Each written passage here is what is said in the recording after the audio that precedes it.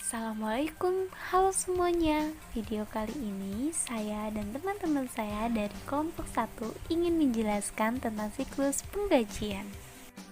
Tapi sebelum lanjut, kita perkenalan dulu ya. Di kelompok saya terdiri dari 7 orang. Yang pertama ada saya sendiri, Rista, lalu Sela, ada Indra, kemudian ada Evi, ada Tessa, ada Rojal, dan Devi. Sebelum kita masuk ke materi, kita harus tahu dulu nih, udah paham apa sih siklus penggajian itu?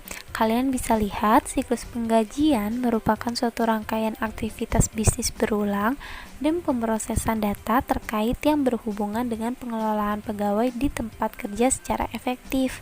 Jadi, untuk memberikan data penggajian efektif, diperlukan sistem informasi akuntansi yang jelas dan terarah untuk mendukung dan memudahkan dalam proses penggajian tersebut. Maka, dalam video kali ini, kita akan membahas bagaimana sih siklus penggajian dan prosedur CA yang digunakan. Di dalam siklus penggajian terdapat beberapa fungsi, yaitu yang pertama, fungsi kepegawaian. Fungsi ini digunakan untuk mencari karyawan baru, membuat surat calon karyawan, memutuskan penempatan karyawan baru, membuat surat keputusan tarif gaji dan upah karyawan, kenaikan pangkat dan golongan gaji, mutasi serta pemberhentian karyawan. Yang kedua, fungsi pencatat waktu, di mana fungsi ini dapat digunakan untuk menyelenggarakan catatan waktu hadir bagi semua karyawan di perusahaan tersebut. Yang ketiga, fungsi pembuat daftar gaji. Fungsi ini juga dapat digunakan untuk membuat daftar gaji dan upah yang berisi penghasilan bruto yang menjadi hak dan potongan yang menjadi beban setiap karyawan selama jangka waktu pembayaran gaji. Yang keempat, fungsi akuntansi. Fungsi ini digunakan untuk mencatat kewajiban yang timbul dalam hubungan dengan pembayaran gaji. Dan yang terakhir, fungsi keuangan. Fungsi ini digunakan untuk mengisi cek guna pembayaran gaji dan upah dan menguangkan cek tersebut ke bank. Uang tunai tersebut kemudian dimasukkan ke dalam amplop gaji dan akan dibagikan kepada karyawan yang berhak. Lalu, di dalam siklus penggajian juga terdapat dokumen atau formulir untuk mencatat peristiwa yang terjadi dalam organisasi ke dalam catatan. Apa aja sih itu? 1. Dokumen pendukung perubahan gaji dan upah. 2. Kartu jam hadir. 3. Kartu jam kerja. 4. Daftar gaji dan daftar upah. 5. Rekap daftar gaji dan rekap daftar upah. 6. Surat pernyataan gaji dan upah. 7. Amplop gaji dan upah. 8. Bukti kas keluar. Bukti kas tersebut merupakan perintah pengeluaran uang yang dibuat oleh bagian utang kepada bagian kas.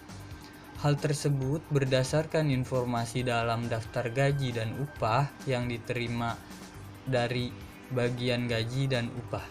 Selain mempunyai dokumen atau formulir tersendiri, siklus penggajian juga mempunyai catatan akuntansi yang digunakan dalam siklus tersebut. Yang pertama ada jurnal umum.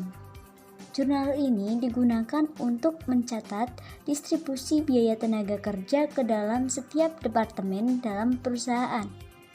Lalu, kartu harga pokok produk. Kartu ini digunakan untuk mencatat upah tenaga kerja langsung yang dikeluarkan untuk pesanan tertentu. Yang ketiga ada kartu biaya. Kartu ini digunakan untuk mencatat biaya tenaga kerja setiap departemen dalam perusahaan, sumber informasi untuk pencatatan dalam kartu. Dan yang terakhir, kartu penghasilan karyawan. Kartu ini merupakan catatan mengenai penghasilan dan berbagai potongannya yang diterima oleh setiap karyawan. Lalu, siklus penggajian juga terdapat jaringan prosedur yang dapat membentuk sistem seperti prosedur pencatatan waktu hadir, prosedur pembuatan daftar gaji, prosedur pembayaran gaji, dan prosedur distribusi gaji. Dari sistem pengupahan juga dapat terdiri dari beberapa jaringan prosedur, antara lain prosedur pencatatan waktu hadir, prosedur pencatatan waktu kerja, prosedur pembuatan daftar upah, prosedur pembayaran upah, dan prosedur distribusi upah. Lalu, apakah siklus penggajian mempunyai fungsi dalam sistem informasi akuntansi? Ya, tentu aja. Siklus penggajian mempunyai fungsi dasar dari sistem informasi akuntansi. Salah satunya, pemrosesan data transaksi tentang aktivitas karyawan. Kemudian, menjaga aset organisasi dan menyediakan informasi untuk mengambil keputusan. Nah, di sini kalian bisa lihat terdapat contoh gambar diagram konteks sistem penggajian. Pada diagram ini kita akan melihat sistem penggajian. Pertama adalah kita akan membuat laporan Departemen Sumber Daya Manusia. Kita akan memperoleh perubahan dalam penggajian. Kita juga membuat laporan berbagai departemen. Kita akan dapat data kehadiran dan waktu. Kita membuat pajak laporan ke lembaga pertahanan, pajak penghasilan dan laporan pajak. Kita akan memperoleh tarif dan instruksi pajak.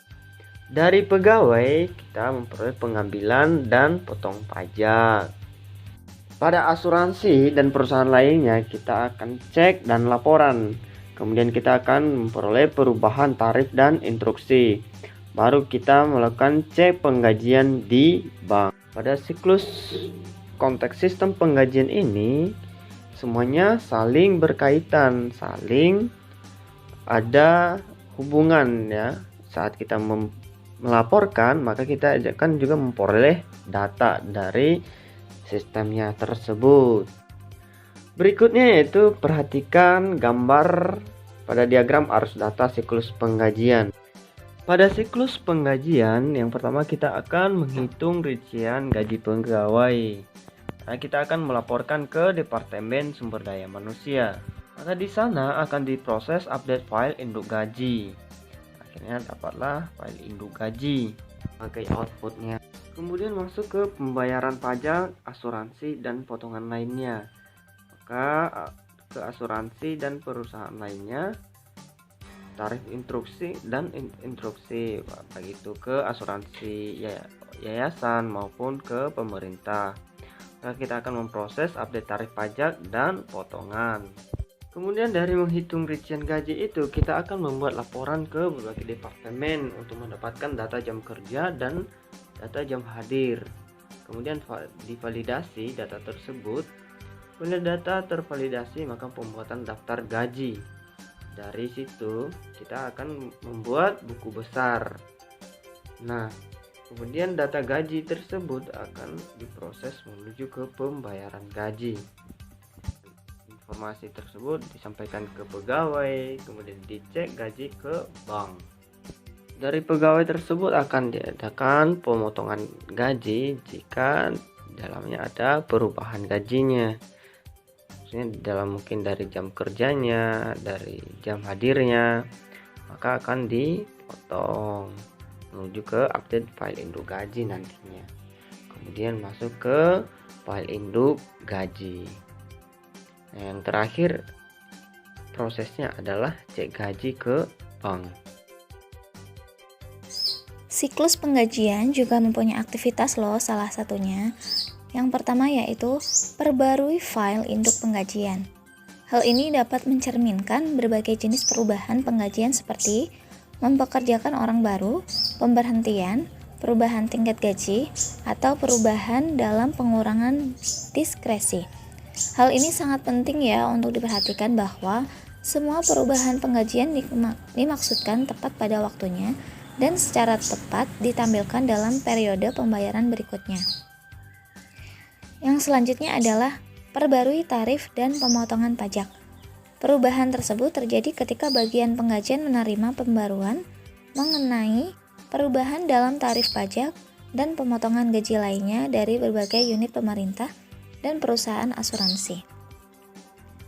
Validasi data waktu dan kehadiran. Informasi ini datang dalam berbagai bentuk, bergantung pada status pembayaran pegawai, yaitu 1. Skema pembayaran, 2. Prosedur, 3. Peluang untuk menggunakan teknologi informasi, validasi data waktu dan kehadiran. Mempersiapkan penggajian. Aktivitas keempat dalam siklus penggajian adalah mempersiapkan penggajian, di mana data mengenai jam kerja diberikan dari departemen tempat pegawai bekerja. Lalu informasi tingkat gaji didapat dari file induk penggajian. Dan orang yang bertanggung jawab membuat cek pembayaran tidak dapat membuat record baru ke file ini. Membayar gaji. Lalu ada pembayaran yang sesungguhnya atas cek gaji ke pegawai. Sebagian besar pegawai dibayar dengan menggunakan cek atau dengan penyimpanan langsung gaji bersih ke rekening bank pribadi mereka. Hitung kompensasi dan pajak yang dibayar perusahaan, di mana perusahaan membayar pajak dan kompensasi pegawai secara langsung. Pajak penghasilan perusahaan tersebut akan memberikan kontribusi dalam bentuk persentase tertentu ke setiap gaji kotor pegawai sampai ke batas maksimum tahunan. Untuk dana asuransi, kompensasi pengangguran federal dan negara bagian. Dan perusahaan dapat memberikan kontribusi atau menanggung seluruh pembayaran premi asuransi, kesehatan, cacat, dan jiwa untuk para pegawai.